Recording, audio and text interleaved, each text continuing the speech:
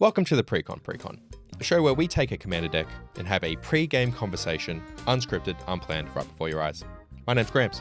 My name's Chilibin. And thank you genuinely so much to Wizards of the Coast for sending us the Precon that we're going to be talking about today, alongside the rest of this wonderful Lorwyn Eclipsed kit. Yeah. I'm going to be talking about Blight Curse today.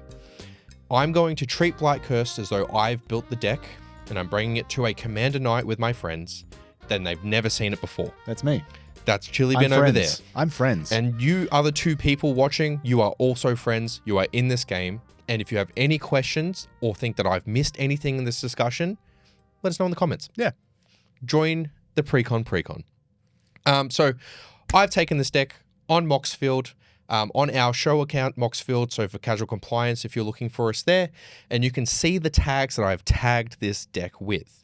And that's where I'm going to start this pre-conversation, this Precon Precon. And the way that we handle the tags is largely around like card function, right? Exactly. Like how much do they serve the deck's purpose? The deck on the box says -1/-1 drain, unleash creature combos.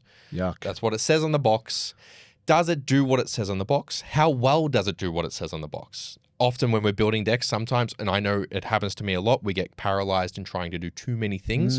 Or sometimes we get siloed into doing one thing so much we forget that you need to have a win con. It's me. I do that. It's how I build. I'm just like, I don't know, it'll happen. So, does Auntie Ool, Cursewretch, do what she needs to do? Auntie Ool, Cursewretch is my commander. She's a Jund commander. 1 black, red, and green. Nice and cheap 4 cost. Legendary creature, goblin, warlock. With Ward, Blight 2. Blight is a new Lorwyn mechanic. To Blight 2, a player puts 2 -1/-1 counters on a creature they control. Just a creature, not the creature that has Blight on No. it. Okay. A creature they control. Yeah. Whenever 1 or more -1/-1 counters are put on a creature, draw a card. If you control that creature. If you don't control it, its controller loses 1 life. Oh. So if I'm putting -1/-1 counters on something, I draw. Yeah. If you do, you lose a life. So Right. works win with the Blight immediately, because if you're going to target Auntie Ool, you at least have to lose 2 life. Yeah. At least. Yeah. So, Okay. deck, -1/-1 counters. Auntie Ool especially cares about them. Yeah. Pretty simple in that, really. So the first tag I did was -1/-1. Makes sense. These are the cards that specifically enter with -1/-1 counters or put -1/-1 counters on other cards. And there are 30 of them in a 99 card deck That's with 39 lands. Yeah, I think what we've seen from previous ones of these is like, that's about the number. That's like you want about a third of the deck doing its thing. Basically half. Yeah. Basically half the deck doing its thing, and it does it very well. I will get into all of them later. There are some really fun cards here, and a lot of them are doing double duty as well with the -1/-1 counters, which goes into the next tag that I have, which is a generic tag every deck should have, which is ramp. Sure. Okay. There is not a lot of ramp in this deck. Interesting. Which is very interesting, because in green, you'd think You've got access. Sick, Yeah. absolutely. Arcane Signet's pretty standard, Song's pretty standard, but there's a reprint of Ignoble Hierarch. Oh, yeah. Which is I had seen this. absolutely amazing. It's got Exalted. Whenever a creature you control attacks alone, that creature gets +1/+1 until end of turn, and then it taps for Jund. Black, red, green. Black, red, or green. Or Not green. all of them at once. Yes, correct. And it's a 1 cost. Yeah. So it makes 0/1. That's silly. But the -1/-1 counter ramp double duty is Devoted Druid. Of course. 1 in a green, Yeah. tap to add green mana, put a -1/-1 on this creature, untap this creature. Notably a card that's very easy to go infinite with. Absolutely. And if you have Auntie Ool in your deck, you're going to draw a card just for untapping her. Yeah. You get even more benefit. How bloody good. Then there's also Channeler Initiate, 1 in a green. When this creature enters, put 3 -1/-1s on it. Okay. Oh, sorry, on target creature you control. Sure. And then you tap it, remove a -1/-1 from this creature, add 1 mana of any color. So 2 dorks that care about removing -1/-1s or put them on. So playing with those counters. The next core mechanic, though, that is aside from a mechanic that you should put in a commander deck, is counters matter. So I've just called it counters in the tags, but counters matter. Right. Things that care about counters going on things, things that counters care about counters coming off of things. Yeah, but so like typically that'll show up because you're trying to put +1 counters on stuff to make it bigger and bigger and bigger. But you don't want to go too hard with this because you'll end up killing something. No, and there's an interesting thing in this that there's an immediate upgrade that I can think of, but like there was a card in here where I was like, oh, I don't know why it's in here, but actually I kind of do now. So, and we'll get to that. Okay. But things like Dread Tiller, when it enters, put a -1/-1 counter on target creature. So it's doing the first mechanic. And then the double duty of whenever a creature with a -1/-1 dies on it, you may put a land from your hand or graveyard onto the battlefield tapped. Ooh. So ramp as well. Okay. So there is ramp. Stretch of a ramp, but ramp. It's a bit of work. Then there's also Ferrofor Young You, a 7-cost, 6 and a green tree folk druid. Quite expensive. It's a 4/7, so it has a lot of space for -1/-1s. Yes. Whenever Ferrofor enters, create a number of 1/1 green sapling creature tokens equal to the number of counters among creatures target player controls. Ooh. Whether it's my own or your own. Yeah, because there's going to be a later game play. You'll probably have a lot of counters about. And then also tap it to double the number of each kind of counter on target creature. I'm going to have to look at that for my Treebeard deck. That sounds very sick. nice, isn't it? One that I really love that is so insane, but this is one that I think is important that you know is in here. There's 2 cards like this that are important in here. There's actually 2 recursion cards in here that are brutal because they're not my recursion, they're your recursion or any. Necroskitter is 1 black, just for a creature elemental with Wither on it. Wither is a keyword that is in this set for this deals damage to creatures in the form of -1/-1 counters. Right. It's infect without the fun. It's just the creature damage. It's just side the creature of -1/-1. infect. Exactly. Yeah. Whenever a creature an opponent controls with a -1/-1 on it dies, you may return that creature to the battlefield under your control. That is brutal. No especially in a way. deck with 10 removal spells. Yeah, wow. Brutal. The other one That's cool. absolutely. The other one that I think is important that people know about, as someone who's played this card specifically, it's important people know about it. Aberrant Return, 4 black. Okay. So not cheap. Yeah, you call anything aberrant, it's probably black. Put 1, 2, or 3 target creature cards from graveyards onto the battlefield under your control.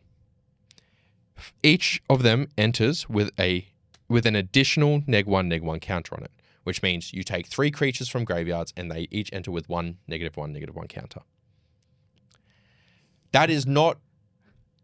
That is not a. How much that cost? It's a 6 cost. Okay. Patriarch's Bidding, similar cost, and like. Don't get me wrong, Patriarch's Bidding is all Yeah, of but a you creature want to be type. putting counters on things. Exactly. So You will them. return someone's creatures to the battlefield under your control and then draw 3 cards if you have your commander Because out. you're also, like, in theory, putting a lot of -1 counters on other people's stuff too. So you're killing the Right? stuff. Yeah. Yeah. And they're losing life. Yeah. So you kill their stuff, get the benefit. If you Okay. and there's not in the deck, but a minor upgrade in there, like Peer into the Abyss, make your opponent discard most of their sting. You just have access to their stuff. Yep. So yeah, that's really what's occurring here, and everything is doing it really well. Okay. There's also a weird third sub mechanic of draw. There is 8 cards, including a Chimmel the Inner Sun reprint, which isn't specifically draw, it's card availability, but I've put it under draw. Which says Chimmel is a 6 cost legendary artifact, 6 generic cost. Spells you control can't be countered, which I think is quite helpful in a Jund deck. There's not a lot of like protecting my stuff. Sure, yeah. At the beginning of your end step, discover 5. Discovering 5 is fixed cascade. Exile cards from the top of your library until you exile a non-land card with mana value 5 or less. Cast it without paying its mana cost, or put it into your hand. Put the rest in the bottom in the random order. Yeah.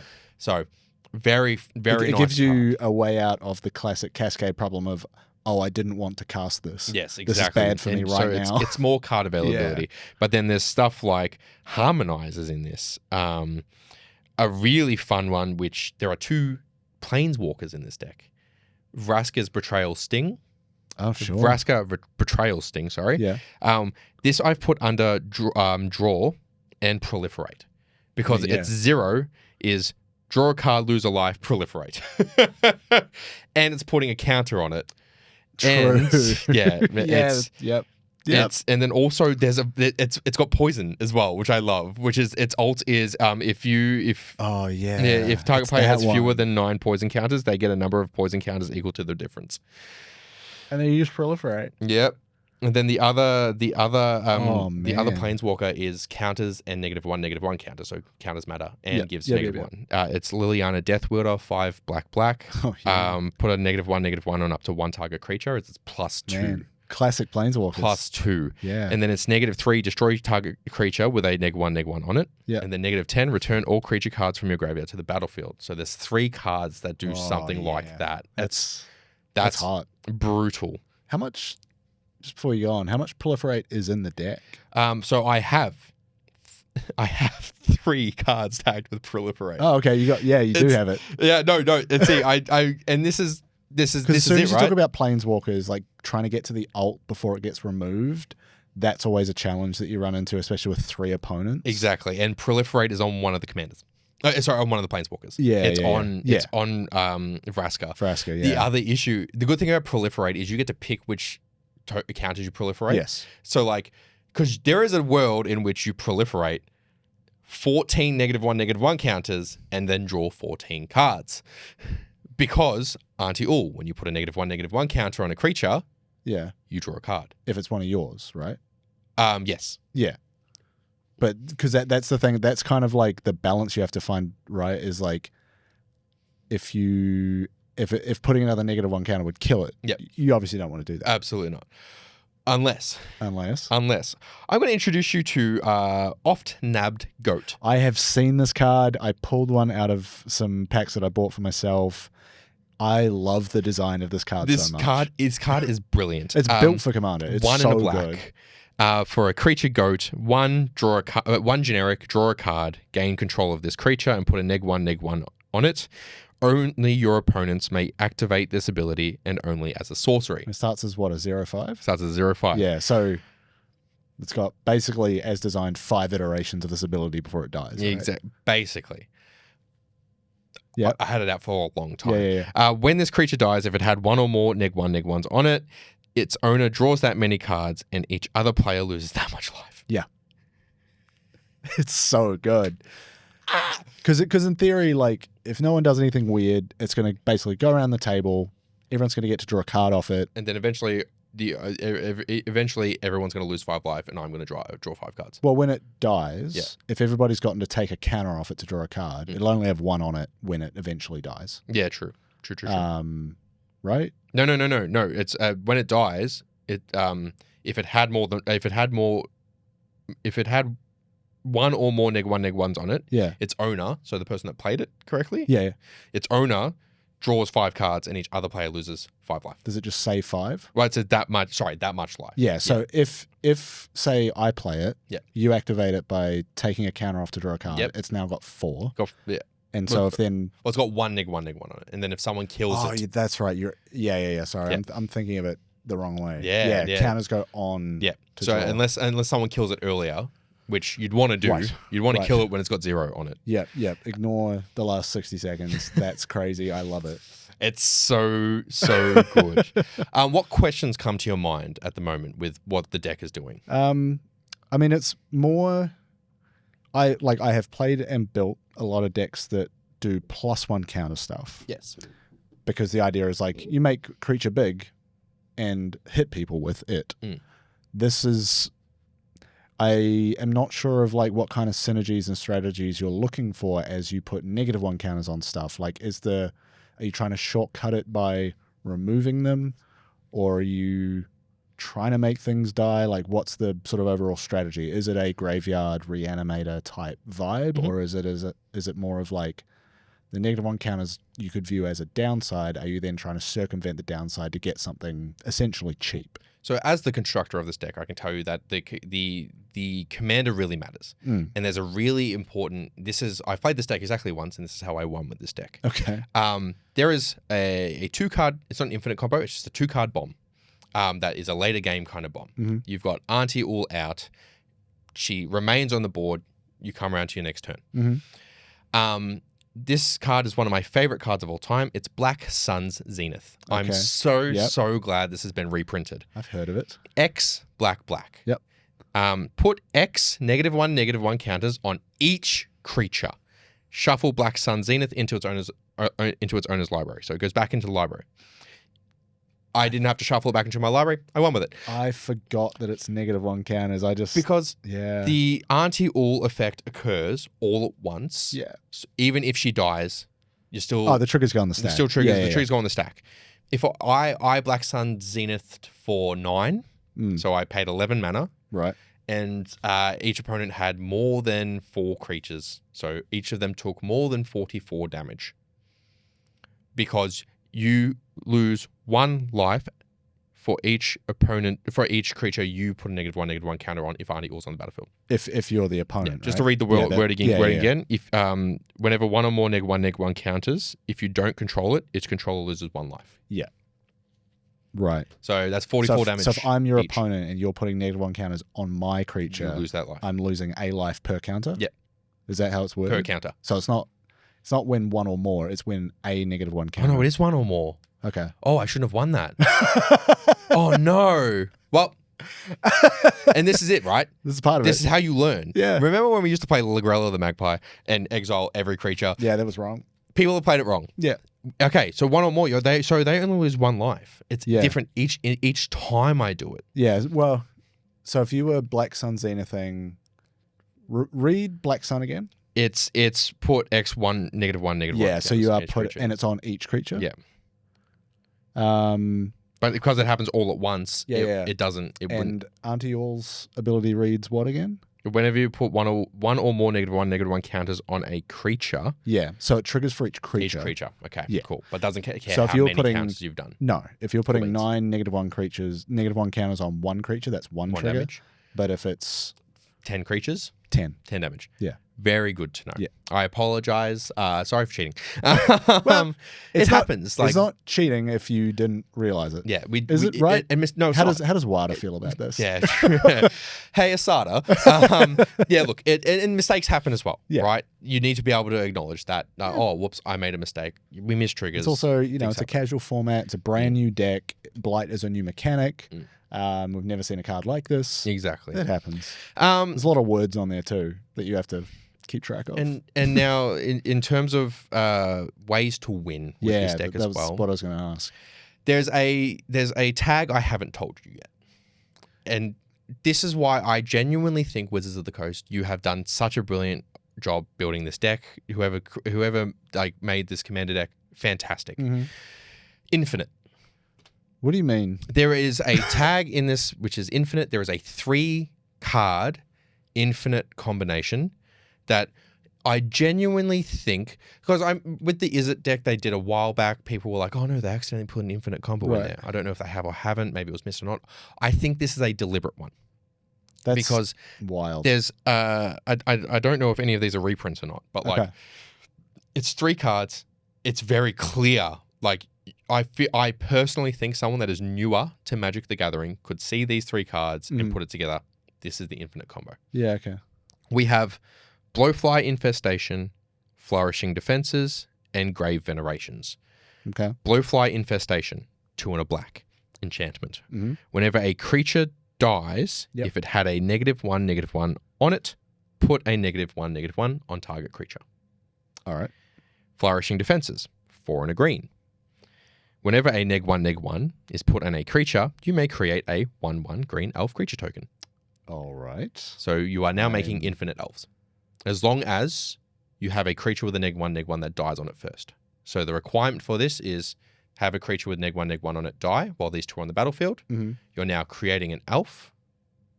And then you having a -1/-1 go onto a creature that dies. You create another elf. Mhm. And then you just permanently swap through your elves. You've only read 2 of the cards here. Yes, this is the 3rd card. So Yeah. your cycle of creating infinite elves and infinite elves dying Yeah. is now happening. Grave Venerations is 3 and a black. Yeah. So at the moment we're at 11 for the mana cost for Who this cares? infinite combo. Some of them are permanents. When this enchantment enters, you become the monarch. Okay. At the beginning of your end step, if you are the monarch, return up to 1 creature card from your graveyard to your hand. So another bit of a recursion piece. Mhm. But most importantly, whenever a creature you control dies, each opponent loses 1 life and you gain 1 life. Oh, sure. And there it is. Yeah. You are doing infinite damage and you're gaining infinite life. Yeah.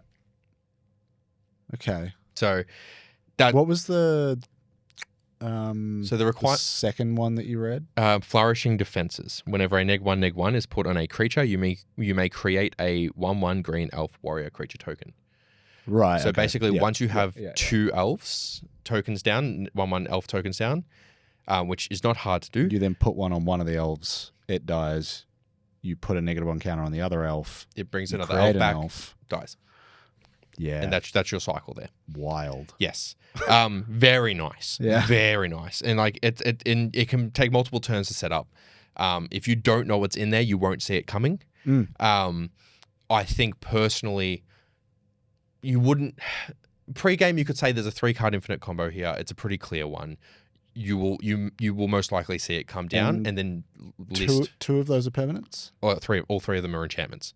Okay, yeah. So it's one of those things of like, yeah, flagging it before the game is one thing. And then what I like to see happen with this sort of thing is like, if you were to play one of the 3, you then remind the table. It's something I generally do. Yeah. Because it's not saying like, oh, I've got the other pieces in hand. Yeah. That's not public information. But what's on the table is I'm step 1 towards an infinite combo. Yeah. And it's you don't have to go through the whole thing, but it's like, hey, here is one of the pieces of that combo because we're now 8 turns in and we've forgotten. Mm-hmm. Just to be like, just as a heads up, like this is on the field now. Yep. Just to put for the secondary commander, so the alternate commander that you might want to choose, I think this is the first time ever I've played a deck where I've gone with the primary commander. Yeah, right. Since 40k. Really? Since 40k. Wow. The Reaper, King No More, which they've just kind of moved where the comma is. Reaper King No More. Yes. When the Reaper enters, put a -1/-1 on each of up to 2 target creatures. Okay. Whenever a creature an opponent controls with a -1/-1 on it dies, you may put that card onto the battlefield under your control. Do this only 1 each turn. It's actually kind of... It's all right. It's worse Necroskitter. Yeah. I mean, I can see why that is in there as a secondary commander because like you could choose to... The -1 counter effects, you could choose to spread them out or focus them. Yes. And because that's only once each turn, you could be playing the Reaper King No More and sort of use it to just like target down one creature so that you get it. Yep. Rather than spread them all out. I think if I was building, if I had taken the Reaper King No More as the primary commander of this deck, the tags will look differently. Yeah. Because there's actually, what I'm learning in this is there's more recursion than I thought there was. Yeah. I want to go back to that one card when I was tagging this. I was like, I don't know why this is in here, but now I've figured out why it was just in my thinking of what I would adjust this deck with. Tree of Perdition. I'm so excited this card has been reprinted. This is 3 and a black for a creature plant with Defender. Yep. And it says on it, tap Tree of Perdition, exchange target opponent's life total with this creature's toughness. Mm-hmm. And it's a 0/13. So you can turn your opponent's life total? Target opponent's life total. So you can turn your yourself. No, absolutely not. You could turn your opponent's life total into 13 and turn Tree of Perdition into a 0/40. And then that gives you way more space to put -1/-1 on it and draw cards with your commander or any other way without losing it. Hear me out. Hearing you out. When does this effect trigger? When it enters? No, it's a tap. Oh. Yeah. Put a bunch of -1 counters on it first. Yeah, make a 0/1 and then do it. Yeah. Absolutely. Absolutely. That's silly. It's actually quite good in there. Yeah. And I think because it didn't say any of the specific words on it, I didn't give it a tag where I was like, oh, this is clearly it.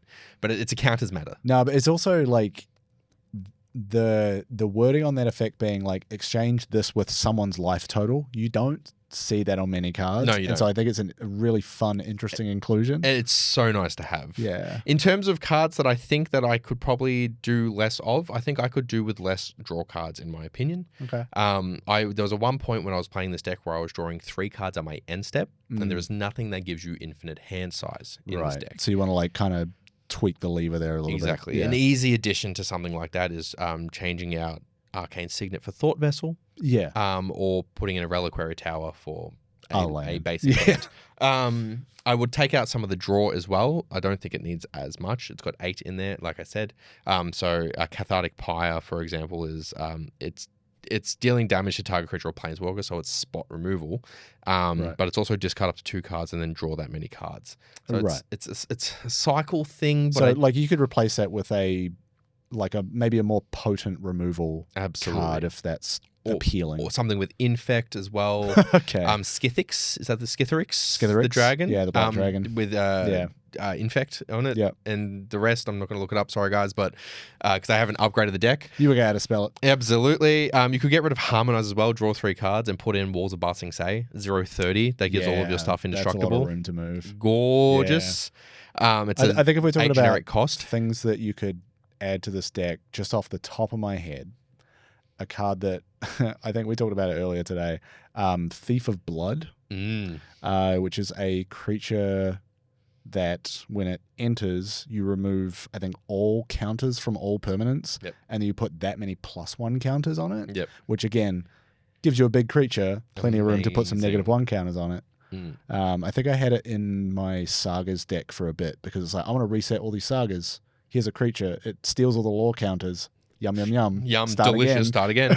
Start the stories again. Well, speaking of sagas, there is a saga in here that I've started to see a few times in decks that I don't think it's fine. Yeah. I think there is better. Okay. Binding of the Old Gods. Oh man, I heard about this card a couple of days ago. A very good saga for once again, if you have your friends who you want to get into Magic or they're around Magic and they know little bits of it and you want to get them into Commander, I think this deck is amazing for them. Binding of the Old Gods, step 1, it's a 2 black-green. Step 1, destroy target non-land permanent and opponent controls. Spot removal. Yeah. Step 2, search your library for a forest card, put into battlefield tapped, then shuffle, fetch. Yeah. And then, ramp. And then step 3 is creatures you control gain Death Touch until end of turn. If you do 0 damage with a creature, the Death Touch does nothing. Yeah, because you're putting -1 counters on everything, so the power is going to go way down. Yes. Now, I guess like it does go semi-well with... kind of useful, but yeah. It does combo. There is a few combos that it can work with, things that remove counters, but mainly Glisser Sunslayer. Super glad this got a reprint. Yeah. Glisser is a Phyrexian zombie elf, first strike, death touch. Just the wombo combo of fucking keywords on a card. Yeah. Whenever Glisser Sunslayer deals combat damage to a player, choose 1. You may draw a card and lose 1 life. Awesome. More card draw. Yeah. Destroy target enchantment, spot removal. Remove up to 3 counters from target permanent. Oh, cool. No brainer in this deck, but also Binding of the Old Gods. Yeah, you just run that. Absolutely, you run it in there. Yeah. You can remove counters from your things if you're starting to get a bit dodgy. And then the final card I'll talk about before I seek any more questions, which I actually really like, which really helped me out, was Sinister Nullback. Okay. Is 2 and a black creature, tree folk, warlock. It's a 0/4, and it says at the beginning of your end step, draw a card and blight 1. Ooh. So it's the same cost as a Phyrexian Arena, but with only 1 black pip. And instead of losing a life, you draw a card. Yeah. Yeah. So it's just that card availability and the blight. And if you have Auntie Ool down, into everything else. Well, here's the thing: if you have Auntie Ool down, you're drawing 2 cards. Yeah. How good? Yeah. This is such a well-tuned deck. Well, I think what's interesting about like Blight specifically is like a lot of times you'll see like put a -1 counter on whatever, like show up on the card that you are putting the counter on. Whereas this is like you could put it on our creature. Yeah. Do you want to blight a creature? Yeah, it's like it's often I think those sort of effects are put on a creature as part of a downside because the creature is otherwise like more powerful than the sort of mana value would dictate. Yeah. Whereas this is like, no, put one over there. Well, and I mean, look at Hapatra, Vizier of Poisons. That's in here. Hapatra in here? It's green. It's a green and a black legendary creature, human cleric. The part I want to read is whenever you put 1 or more -1/-1 counters on a creature, create a -1/-1 green snake token with death touch. A 1/1, not a -1. Sorry, a 1/1. Yes. Yeah, it's already dead when it comes in. That's perfect. Like, yeah, it's brilliant, right? Then also like the Scorpion God in here is another way to put -1/-1s. It's 3 Rakdos, black and red. Yeah. Whenever a creature with -1/-1 counter dies, draw a card. So any creature with -1/-1 on it, your own or opponent's. Yeah, yeah. 1 in Rakdos, 1 black red. Put a -1/-1 on another target creature. Could be yours, could be theirs. Yeah. When it dies, return it to its owner's hand at the beginning of the next end step. So it doesn't even hover in the graveyard. You would need to bog me. And then and the final one, which is spot removal, one of the best cards ever printed. I put it in my mono green control modern deck. I had 4 of them. Wicker Burrow Elder. What? 3 and a green. Yeah. Creature, Treefolk Shaman. This creature enters with a -1/-1 on it. Okay, great. Pay green and remove a -1/-1 from it. Destroy target artifact or enchantment. That's so good. And that's just at the cost of green. If you have ways to, like, I was putting 3 -1/-1s on it and then removing 3 artifacts. Like, Wickerbarrow Elder is a sleeper agent at common in this deck. And at common, now in standard. Not in standard. Now, like, it is now got a lot more support in Pauper. Oh, sure. Yeah. So keen. Yeah. Blight, all of the -1/-1s. This is amazing. The Very final card I do interesting. question is in here that you might be able to tell me why it's in here is Grave Titan. Okay. Grave Titan is 4 black with Death Touch. Whenever this creature enters or attacks, create 2/2 black zombie creature tokens, and it's a 6/6. I guess it's beefy and it gives you things that you can put more -1/-1s on. Yeah, because it's when it enters or attacks. Yes. And 6/6 with Death Touch. Nothing to be sneezed at. Not to sneeze at. But yeah, how would I use this? I think, because it has Death Touch, you can put up to 5 -1 counters on it and it's still a threat. yes, absolutely. Because of the Death Touch. Yeah. And is there anything on it that happens when it dies? No. But you've got some recursion options. You got a bit of recursion options. And I guess creating the zombie tokens does help as well, because you've got more fodder for your -1/-1s to go on to. And they're just regular zombie tokens. They're not like, they don't have Undying or anything like that. Not at all. Sorry. Do you remember the old Blitzball deck where you could move counters around? Yeah. I have a way of kind of moving counters around in this deck. Sorry, I got really excited about this. I almost left it out. It's called Grim Poppet. Grim what? Grim Poppet. Okay. Hello, Poppet. Uh-huh. It's a 7 generic cost artifact creature Scarecrow, because Scarecrows are back, baby. Hell yeah. This creature enters with 3 -1/-1 counters on it. Okay. Remove a -1/-1 creature from this creature. -1/-1 counter from this creature. Yep. Put a -1/-1 on another target creature.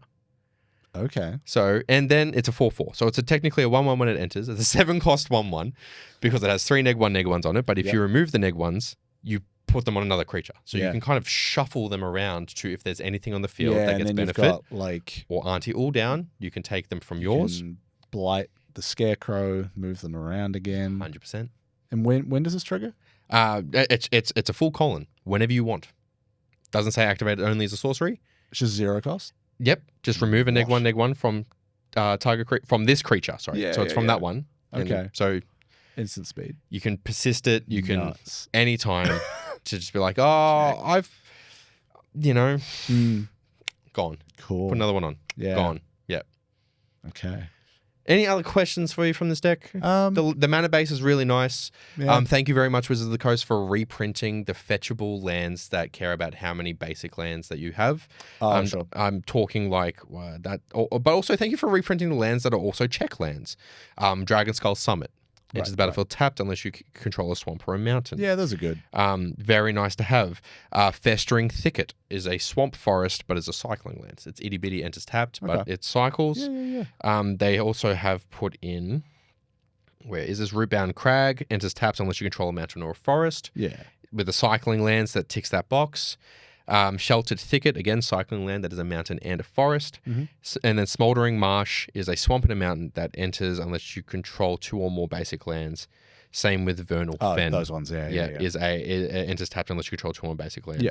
And Woodland Cemetery enters tapped unless you control swamp or a forest. So there's a bit of that. There's interestingly, all of those cards work really well together, and I'm really glad they put them back in. So thank you for reprinting those. Yeah, in terms of questions, Yes. so you said you played with it. Yep. You won with it, even though there's an asterisk there of like accidental. Yeah, you might have misunderstood. Well, you did misunderstand how sort of some of the triggers work there.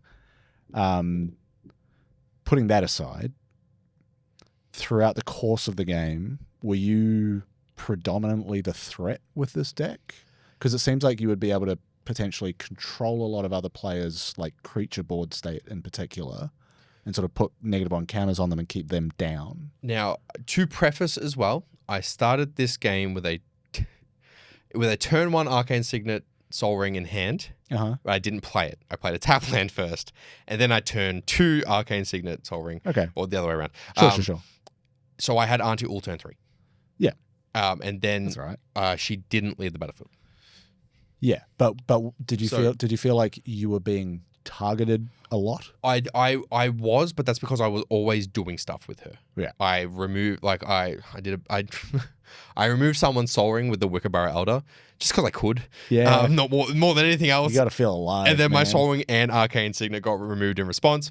Very fair. But and I also had Ignoble Hierarch out turn 1. That's also helps. why I did That that, helps. because I didn't have a lot of things. So I had a board state at such that I was the threat because of how early I was able to do things, which was quite nice. But did it feel like you were far and away from everyone else? No, I felt like it was pretty you were even. always within reach? Yes, I was always within reach, and then the misunderstanding happened, unfortunately. But I was still regularly... I was drawing 3 cards a turn. Yeah. I had card availability. That's a pretty good place to be. One of the other players discarded 30 cards. Like, had half their library in their graveyard, basically, and then I did the aberrant... what was Aberrant Restoration? Aberrant Return. Yeah. And took 3 of their best cards and put them onto the battlefield. Okay. And they were playing the Wooburg deck. Right. So I took 3 very good now, cards. the 30 cards in hand, is that your fault? No, it was someone else's It was fault. something else. It was someone else's fault. Yeah. There was no way... I couldn't remember if like there was a way to do that with this it was deck. 2 Precons versus non-Precons, I'm pretty sure. Or maybe it was Precons, but like they had 30 cards in hand. Didn't go well. Yeah. Okay. Usually 30 cards in hand is a pretty good place. Actually, no, I think it was their fault. They drew 30 cards from something they did. They discarded. Sure. And then I got the benefit out of it. Wow. Unfortunately, because I took the 3 things, and then something else happened, and they had to empty their graveyard. Yeah, unfortunately. Okay. So yeah, I did control a decent amount of the game, and I was drawing a lot of cards. That was where I wish I had more. If I had a way to keep the cards in my hand, I would have absolutely deserved to have been targeted fully. Like it would have basically been a foregone conclusion. 100%. And there's a ton of removal in this. There's Assassin's Trophy. Yeah. There's Infernal Grasp. There's Putrefy. There's Terminate. Chain Reactions in here as a bit of a board wipe. Blasphemous Act. Really? Blasphemous Act is in here. That feels unnecessary. Is it in here? Sure. No, it's not. No? You just made that up? I lied to you. Blasphemous Act is not in here. Maybe it's in the Wooburg one, but it's like one of the first ones that doesn't have... Are you saying that because a Blasphemous Act happened in the game? Blasphemous Act happened in the game. Okay. Yeah, no, you almost don't mind that, because if things with -1 counters die, that's good for you. That's fine for me.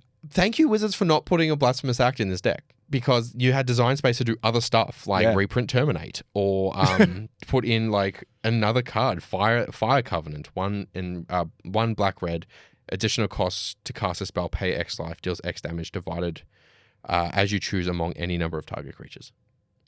Yeah, that's a really interesting one, because like you can use the -1 counters to bring everybody's creatures down but not die. Exactly. And then that ends up being quite cheap to pop them. Do a 2 Fire Covenant. Yeah, that's cool. That's really cool. Yeah. Okay. Anything else? No, I think that's kind of it. How do you feel about the infinite combo being in here? And that's, again, it's interesting, because like you sort of said earlier that you think this might be intentional. I would almost go the opposite way and say I would almost put money on them never intentionally doing that in a precon. Like, it just seems like such a bad idea for a product that is being pitched as, designed for new players or Magic players who want to give Commander a go. The idea of putting an infinite combo in there feels pretty bad. So I don't think it would be intentional. Okay. I think once you know about it, it's good to give disclosure of that because people will be playing these precons for probably the next few months at least because they're new and they're fun. Absolutely.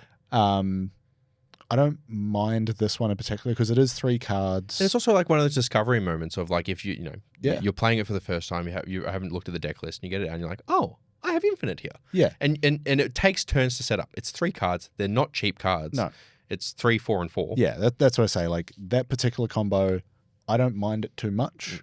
I think once you know about it, what you choose to do after that point is what matters. Like either you can go, I want to keep this sort of at a lower power level. I'm gonna break that combo and take one of the cards out maybe. Yep.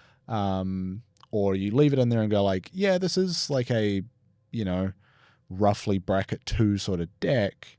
But as we know, if we're talking about brackets, infinite combos tend to push you up. Yeah, generally, and they do list two card infinite combos more directly. Yeah. Which is another reason why I do think this one's intentional, and whether it is or not, we don't know. Yeah, just putting out positions. Yeah. But I think again, there is a 2 card infinite combo that does nothing because you need to be killing the elves. Yeah.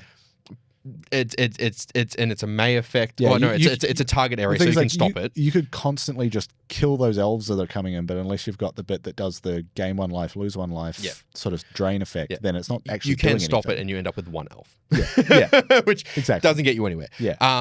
So you need the Grave Venerations to be benefiting here. Yeah. And so I think that this makes it a more reasonable one compared to your like marauding blight priests. From Foundations. Do you mean a bracket 1? No. Just a reasonable deck. Yeah, reasonable deck. Yeah. Sorry. But like it makes it more fair than like your 2 card infinite combos, like your the black ones, the Sanguine Bond, and Exquisite Blood, things like that. Yeah. Because they're both enchantments as well. Yeah, they can be in this deck. We very regularly see enchantments. Don't do that. Great. Or the creature that came out in Foundations that has when your opponent loses life, you gain that much life. Bloodthirsty Conqueror. And the Marauding Blight Priest. You could do that. Done. I would be interested to see people try to turn Blight into a higher tier commander deck, but I think this one is a really interesting way for players to get in. And for the first time in my life, I'm not upgrading it. I'm keeping it as is. Yeah. I loved playing this deck. It was super, super fun. Yeah. I really enjoyed it. Okay. Thank you, Wizards of the Coast, for sharing this with us, for giving me the opportunity to play such a cool deck, and for us to have such a cool conversation about it. If you have any questions that you think was missed or things that you want to know about the deck in that pre-game conversation, generally we don't recommend pre-game conversations to go for 45 minutes, but hey, if you like your friends that much, do it. Yeah, this also, I haven't seen the deck list, so I'm learning too. And as always, play with your friends, talk to your friends, and be nice to each other. Yeah. People make mistakes. Sometimes you Black Sun Zenith for 9 and make everyone take 90 damage. And then you learn what the card actually does. And you don't do that. That's why you have this show. Thank you for watching. Bye.